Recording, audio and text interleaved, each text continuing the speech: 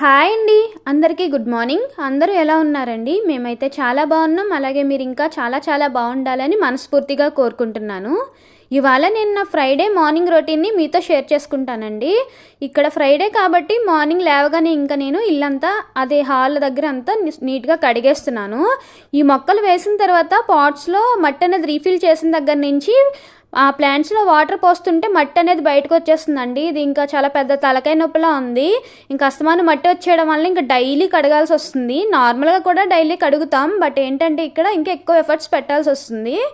And ఇక్కడైతే ఇంకా నీట్గా కడిగేశాను. ఇంకా ఇక్కడ బాగా నీట్గా కడిగేసుకున్న తర్వాత ఇంకా నేను లోపల పనులు అనేవి స్టార్ట్ చేస్తాను. ఫ్రైడే కాబట్టి కొంచెం ముందుగా స్టార్ట్ చేస్తాను.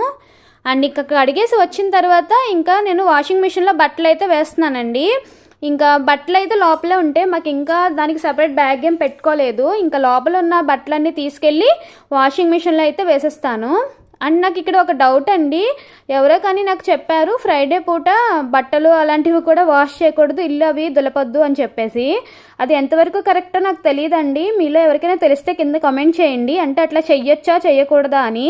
నేనైతే పర్టికులర్గా ఫ్రైడే పూటే ఇంకంతా నీట్గా క్లీన్ చేసుకుంటాను. అంటే దేవుడి పట్టాలు అవి చేయను, కానీ ఇలా ఇంట్లో వర్క్స్ కూడా చేయొద్దు అని అన్నారు. అది ఎంతవరకు నిజమో నాకు తెలియదండి. మీలో ఎవరికైనా తెలిస్తే కింద కామెంట్ చేయండి.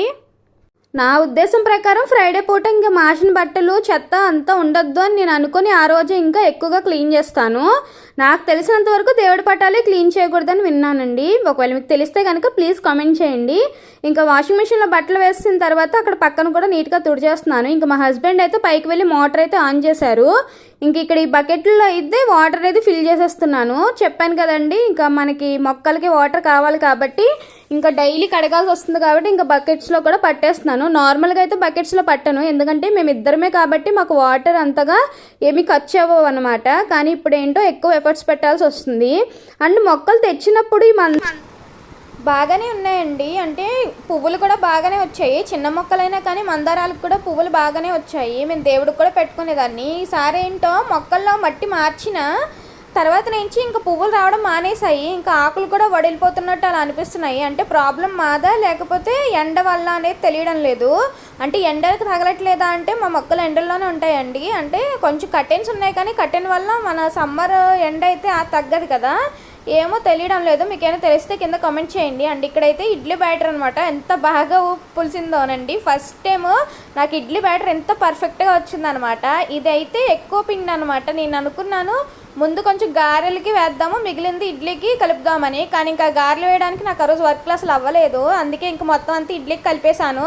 సర్లే ఒక 4-5 రోజులకు ఉంటుందిలే, పని కూడా మనకు తగ్గుతుందిలే అని చెప్పేసి ఇంకా లోపలికి వచ్చి ఇంకా మాకు ఈ రోజుకి ఎంత కావాలో అంత బ్యాటర్ అయితే తీసుకొని ఇడ్లీలు అయితే వేస్తున్నానండి. ఇడ్లీలు అయితే 2 అంటే 8 ఇడ్లీ కింద వేస్తాను, ఎందుకంటే ఎక్కువ మిగిలిపోతున్నాయి. ఈ మధ్య అసలు ఫుడ్ అనేది వేస్ట్ చేయడానికి మనసు రావట్లేదు. అందుకే ఇంకా ఈ 2 రేకుల్లో వేసాను.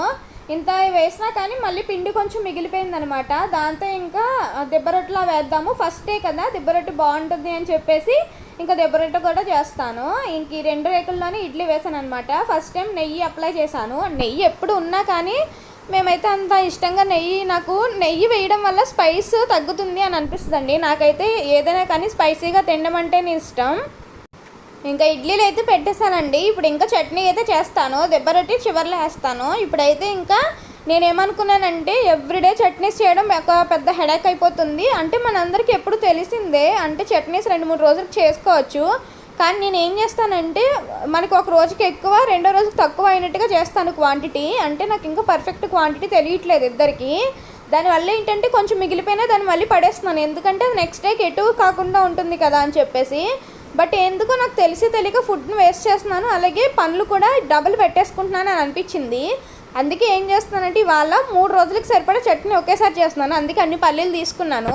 ఫస్ట్ టైం ట్రై చేస్తున్నాను కదా, సరే చూద్దాము. ఇలా కనుక మనకి నచ్చితే, అంటే బాగుంటే, ఫ్రెష్గా అనిపిస్తే ఇంకా నెక్స్ట్ టైం ఇలాగే ఫాలో అవుదాం.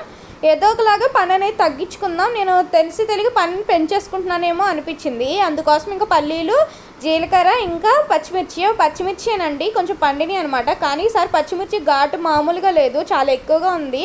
అదే సన్నాలు అంటారు కదా అవన్నమాట, చాలా ఎక్కువ ఘాటుగా ఉంది. అందుకే వేసాను, అయినా కూడా చాలా స్పైసీగా ఉంది. ఇంకా దీనిలోనే చింతపండు కూడా వేసేస్తున్నాను. వేసేసి బాగా ఫ్రై చేసి దీన్ని మిక్సీ చేసేసి ఇంకా ఈరోజైతే పోపు అయితే వేయను. ఇంకా చట్నీకి అయితే మిక్సీలోకి తీసేసానండి. ఇంకా దీనిలోనే ఇదే మూకిళ్ళలో ఆయిల్ వేసేసి ఇంకా అట్టు కూడా వేసేస్తాను. ఈరోజు ఏంటో ఇడ్లీ అట్టు చాలా బాగా వచ్చాయి. కానీ తర్వాత ఆలోచిస్తే అసలు నేను ఏం చేశాను, క్వాంటిటీ ఎలా తీసుకున్నానని ఆలోచిస్తే నాకు ఇప్పటికీ గుర్తులేదు. ఏంటో అలా కుదిరేసాయి అంతే. నాలో ఉన్న మిస్టేక్ అదేనండి. అంటే డెడికేషన్గా మనం ఏదైనా వర్క్ చేస్తే దాని కోసం ఆలోచించడం, మనం ఏం చేసామో ఒక క్లారిటీ ఉంటుంది. ఏదో చెయ్యాలి కదా, వెయ్యాలి కదా, తినాలి కదా అన్నట్టు చేస్తాను నేను. అందుకే ఒక రోజు బాగుంటే ఒక రోజు బాగోవు. ఇంక ఇక్కడ టిఫిన్ కూడా వేయడం అయిపోయిందండి. ఫస్ట్ అయితే నేను తినేస్తున్నాను. ఇడ్లీ వేసుకొని నేను తినేసాను. అట్టు నేను తినాను మా హస్బెండ్కి. అండ్ ఇక్కడ ఫ్రెష్ అయ్యి వచ్చిన తర్వాత పూజ కూడా చేసేసుకున్నాను. ఇంకా పూజ అవి చేసుకున్న తర్వాత నెక్స్ట్ అయితే ఇంకా వంట అనేది స్టార్ట్ చేశాను. ఇంకా అట్టు కూడా అయిపోయిన తర్వాత ఇంకా ఇదే కడాయిలో ఇంకా కర్రీ కూడా చేసేస్తానండి. ఈరోజు కర్రీ వచ్చేసి నేను ఆనపకాయ కర్రీ చేస్తున్నాను. ఉత్తి ఆనపకాయ పుల్లకూర కర్రీ అంటారు కదా, అంటే ఆనపకాయలో పులుపు వేసుకొని చేసుకుంటారు. చాలా బాగుంటుంది. మా వెస్ట్ గోదావరిలో ఎక్కువ చేస్తారు. మీకు తెలుసో లేదో కింద కమెంట్ చేయండి. దీనికోసం చాలా సింపుల్ అండి. జీలకర్ర, ఆవాలు, ఒక చిన్నగా ఉల్లిపాయ తక్కువ వేసుకోవాలి, ఆనపకాయ, ఇంకా టమాటో, ఇంకా పచ్చిమిర్చి అంతే. దీనిలో కారం కూడా వేయను నేను. మనకు ఎక్కడైనా స్పైసీగా కావాలి అనుకుంటే ఆ స్పైసీనెస్ని మనం పచ్చిమిర్చిలోనే చేసుకోవాలి, కానీ కారం ఏమి యాడ్ చేయకూడదండి. నెక్స్ట్ ఇందులో ఈ కర్రీ వచ్చేసి పుల్లగా ఉంటేనే బాగుంటుంది. దట్టు ఏంటంటే సమ్మర్ కాబట్టి మనకు ఆనపకాయలో వాటర్ కంటెంట్ అనేది ఎక్కువ ఉంటుంది కాబట్టి సమ్మర్లో ఎక్కువ తీసుకోవాలి. నేనైతే వీక్లీ వన్స్ అయినా చేసుకుంటాను. అలా నాకు పప్పులో కూడా ఇష్టమే, బట్ పప్పులో కన్నా ఇలా ఉట్టి ఆనపకాయ కర్రీ నాకు చాలా బాగా నచ్చుతుంది. ఈసారి మా హస్బెండ్ కూడా కర్రీ చాలా కమ్మగా వచ్చింది అని చెప్పారు. ఎప్పుడు స్పైసీలు కారంతో ఉన్న కర్రీస్ కాకుండా ఇలాగ మనం కొంచెం సెటిల్డ్గా ఉన్నవి తీసుకుంటే మన పొట్టలో కూడా హాయిగా ఉంటుంది. సమ్మర్ కాబట్టి మనం కొంచెం స్పైసీనెస్ తగ్గించుకొని తినడం మంచిది కదా. ఇంకా పోపు అనేది వేగిపోయిన తర్వాత అందులోనే నేను ఇంకా ఆనపకాయ ముక్కలు కూడా వేసాను. ఇవి వేసి కొంచెం సేపు మగ్గించి దీనిలో అప్పుడు మనకి కొంచెం బాగా మగ్గిపోయిన తర్వాత పులుపు వేసుకుంటే సరిపోతుంది. దీనిలో మనకి వాటర్ కూడా అవసరం అవ్వదు, ఎందుకంటే ఆనపకాయ అంటేనే వాటర్ కంటెంట్ చాలా ఎక్కువ ఉంటుంది కదా. మనకి ఈ స్టేజ్లో కొంచెం ఇలా మగ్గిన తర్వాత ఇప్పుడు మనకి ఎంత పులుపు కావాలో అంతా, నేను కొంచెం పులుపు ఎక్కువ తింటాం కాబట్టి పులుపు అయితే ఎక్కువ వేసుకున్నాను. ఇంకా మీరు చిన్న ముక్కలుగా కూడా చేసుకోవచ్చు, నాకు టైం లేక చేయలేదు. ఇంకొక పక్కన కర్రీ అవుతూ ఉంది. ఇంకా నేను రైస్ కూడా పక్కన పెట్టేసుకున్నానండి. ఇంకా ఎట్ టైం మనకి కర్రీ కూడా రైస్ కూడా అయిపోతుంది. ఇంక ఇవాళ మా వంట అయితే ఇదే. ఇంకా నేను ఈవినింగ్ వంట ఏమి ఉండదు, మహా అయితే రైస్ కడిగి పెడతాను, లేదంటే టిఫిన్ ఏమైనా మనకి ఇడ్లీ బ్యాటర్ ఉంది కదా దాంట్లో అట్లు కానీ వేసేస్తాను. ఎందుకంటే నాకు ఈవినింగ్ షిఫ్ట్ ఉంటుంది కాబట్టి నేను మధ్యలో లేచి వంటలు చేసేంత సినిమా ఉండదు నాకు. ఏమైనా కావాలంటే పొద్దునే నిదానంగా చేసుకుంటాను తప్ప ఈవినింగ్ అయితే వర్క్లో కూర్చుంటే ఒకసారి లేగలేను. ఇంక ఇక్కడ ఆనపకాయ కర్రీలో నేను సాంబార్ పౌడర్ కూడా వేస్తున్నాను, ఏదో మా హస్బెండ్ని కొంచెం మాయ చేయడానికి. తనకి ఇష్టమే, బట్ కొంచెం వాళ్ళు స్పైసీగా తింటారు, ఫ్లేవర్ బాగుంటాయి అని చెప్పేసి వేస్తున్నాను. ఇంకా దీన్ని 2 నిమిషాలు అలాగా మగ్గించేస్తే ఇంకా అయిపోతుంది. నేను లాస్ట్లో కొత్తిమీర కూడా వేసుకుంటున్నాను.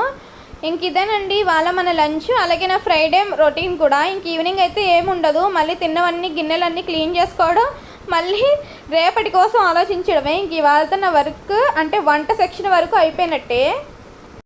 ఇంకైతే నేను వంట అయిపోయిన తర్వాత ఫుల్గా తినేసి నిద్రపోయానండి. టైం వచ్చేసి 3 అవుతుంది. ఇంక ఈవినింగ్ కూడా మళ్ళీ ఒకసారి ఫుల్గా క్లీన్గా తుడిచేసుకుంటున్నాను, ఎందుకంటే నాకు షిఫ్ట్కి టైం అయిపోతుంది. ఇంకా ఫ్రెష్ అయిపోయి వర్క్లో కూర్చుంటాను. ఇదిగోండి ఈవినింగ్ అయితే చక్కగా ఇలా తుడిచేసుకున్నాను. ఎండ మాత్రం చాలా ఎక్కువగా ఉందండి, అందుకే ఇంకా కర్టెన్స్ ఏమి ఓపెన్ చేయట్లేదు, పాపం మొక్కలు చచ్చిపోతాయి కదా అని చెప్పేసి. ఇంకా ఈ మొత్తం ఎంత క్లీన్ చేసేసుకున్న తర్వాత ఇంకా ప్రశాంతంగా వెళ్ళి వర్క్ చేసుకున్నాను. అండ్ ఇదేనండి నా ఫ్రైడే రొటీను. ఎవరికైనా నచ్చితే కనుక please like, share and subscribe. Thanks for watching. Bye bye.